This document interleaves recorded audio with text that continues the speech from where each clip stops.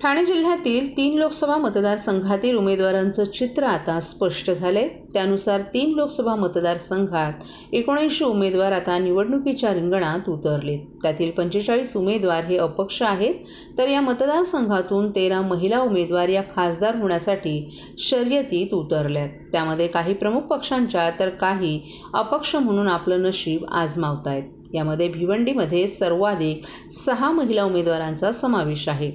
ठाणे जिल्ह्यात यापूर्वी एकही महिला खासदार झाल्याचं दिसून आलं नाही, परंतु यंदाच्या निवडणुकीत 3 लोकसभा मतदारसंघातून केवळ कल्याण लोकसभा मतदारसंघात पक्षानं महिला उमेदवाराला संधी दिल्याचं दिसून आले।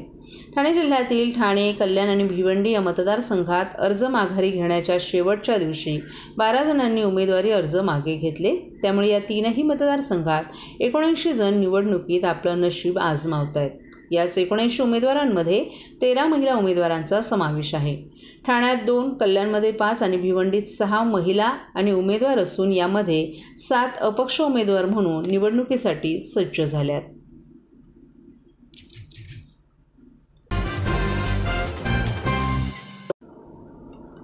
नालेसफाईची कामं वेळेत व्हावीत यासाठी महापालिकेनं यंदा आधीच पावलं उचलली होती। त्यानुसार निविदा प्रक्रियाही राबवण्यात आली। मात्र वारंवार मुदतवाढ देऊनही निविदेला प्रतिसाद मिळत नसल्याचं चित्र दिसून आले। त्यामुळे निविदेतील अटीशर्ती शिथिल करण्यात आल्यात। अखेर मंगळवारपासून शहरातील सर्वच प्रभाग समितींमधील नालेसफाईच्या कामांना सुरुवात झाली आहे। मंगळवारी दिवा, कळवा, मुंब्रा आणि वर्तकनगर भागातील नालेसफाईच्या कामांना सुरुवात झाली असून मे अखेरपर्यंत शहरातील सर्वच म्हणजे 640 नाल्यांची सफाई केली जाईल असा दावा करण्यात आला आहे। दरवर्षी नालेसफाईची कामं उशिरानं सुरू होत असल्यानं त्यातून महापालिकेला टीकेला सामोरं जावं लागत होतं। परंतु ठाणे महापालिकेनं नालेसफाईची कामं वेळेच्या आधी सुरू करण्यासाठी प्रयत्न केला होता। त्यानुसार नालेसफाईच्या कामांच्या निविदा देखील काढल्या गेल्या, परंतु नालेसफाईसाठीचा निधी 10 कोटींवरून 7 कोटींवर आणण्यात आला। तसंच आपत्कालीन परिस्थितीत वर्षभर नालेसफाईची जबाबदारीही संबंधित ठेकेदारावर असेल असं निविदेत नमूद करण्यात आलं होतं। याच अटीमुळे नालेसफाईच्या कामांना प्रतिसाद मिळत नसल्याचं स्पष्टपणे दिसून आलं। अखेर ही अट शिथिल करण्यात आल्यानंतर नालेसफाईच्या कामांना ठेकेदारांनी पुढाकार घेतल्याचंही दिसून आलं। त्यानुसार मागील महिन्याच्या शेवटच्या नालेसफाईच्या कामांना सुरुवात झाली आहे। सद्यस्थितीत लोकमान्य आणि वागळे येथील कामांचा वेग अधिक असून त्या खालोखाल माजिवडा, मानपाडा प्रभाग समितीत कामं सुरू आहेत। यामध्ये दिवा प्रभाग समितीला ठेकेदार मिळत नसल्याचं चित्र दिसून आलं होतं। अखेर या प्रभाग समितीला ठेकेदार मिळाला असल्यानं मंगळवारपासून दिवा, कळवा, मुंब्रा आणि वर्तकनगर प्रभाग समितीत देखील नालेसफाईच्या कामांना सुरुवात झाली आहे। त्यात आता मे अखेरपर्यंत नालेसफाईची कामं पूर्ण होतील असा दावा पालिकेच्या संबंधित विभागानं केला आहे, परंतु या कामांना पुन्हा तारीख पे तारीख पडण्याची शक्यता वर्तवली जाते। ठाणे महापालिका हद्दीतील कळवा प्रभाग समितीत सर्वाधिक 201 नाले असून त्या खालोखाल दिव्यात 131, नौपाडा प्रभाग समितीमध्ये 49, वागळे इस्टेटमध्ये 38, लोकमान्य सावरकर नगरमध्ये 34, उथळसरमध्ये 34, वर्तकनगरमध्ये 29, माजिवडा मानपाड्यात 44 तर मुंब्र्यात 80 नाले असल्याची नोंद आहे।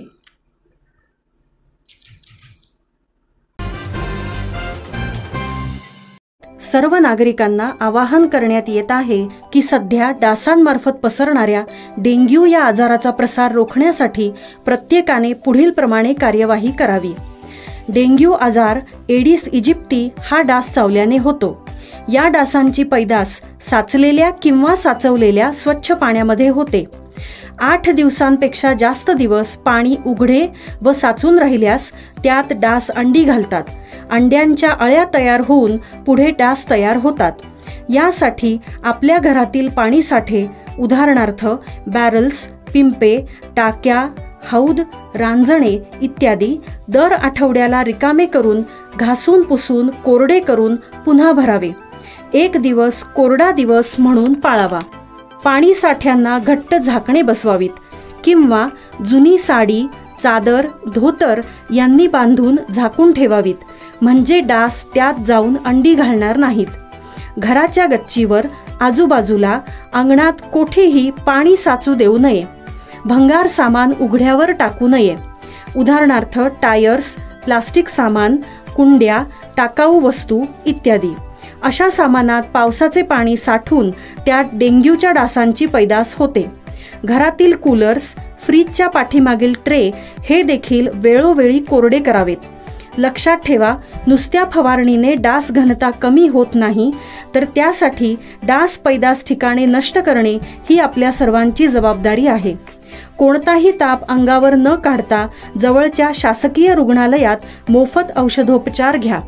अशा प्रकारे नागरिकांनी सहकार्य केल्यास डेंग्यूचा प्रसार रोखणे सहज शक्य आहे.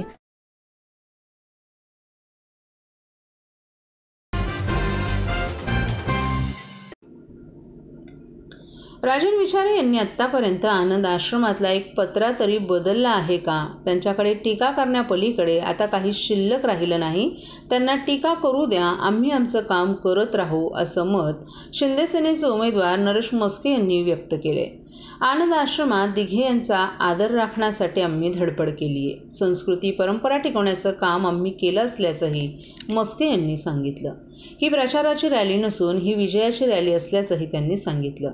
शिंदे सेनेचे उमेदवार नरेश म्हस्के यांची प्रचार रॅली ठाण्याच्या विविध भागातून सुरू होती. यावेळी पत्रकारांशी बोलताना त्यांनी हे वक्तव्य केले.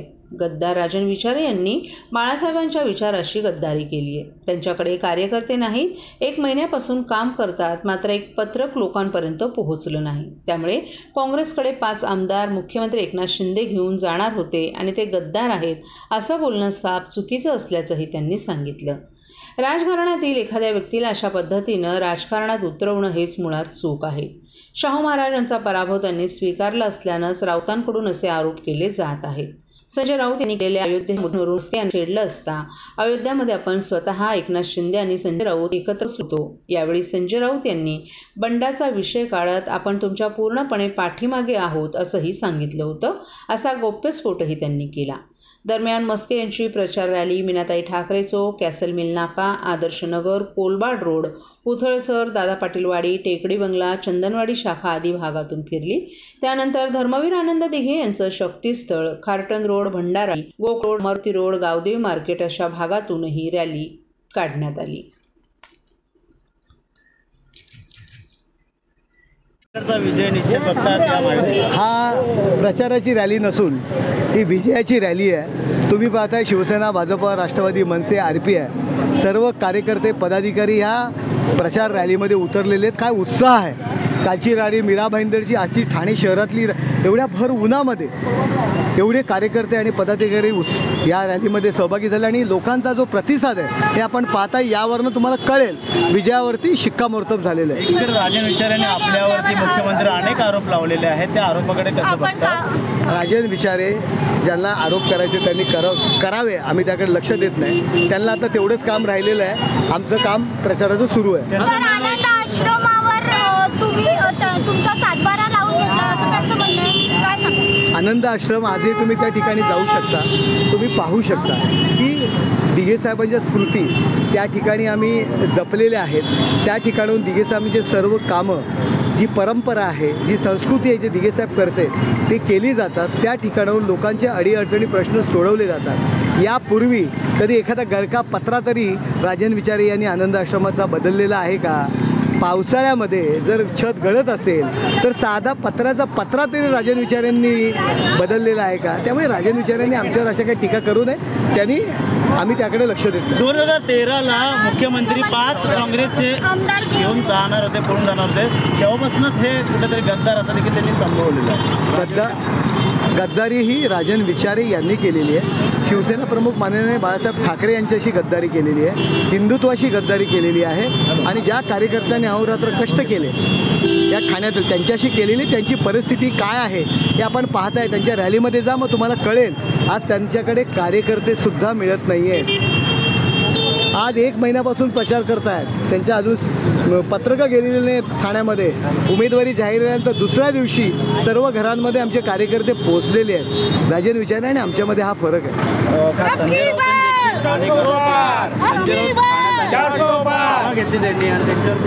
संजय राऊतांच्या सभेला माणसं किती होती जरा पहा, ते दाखवा जरा.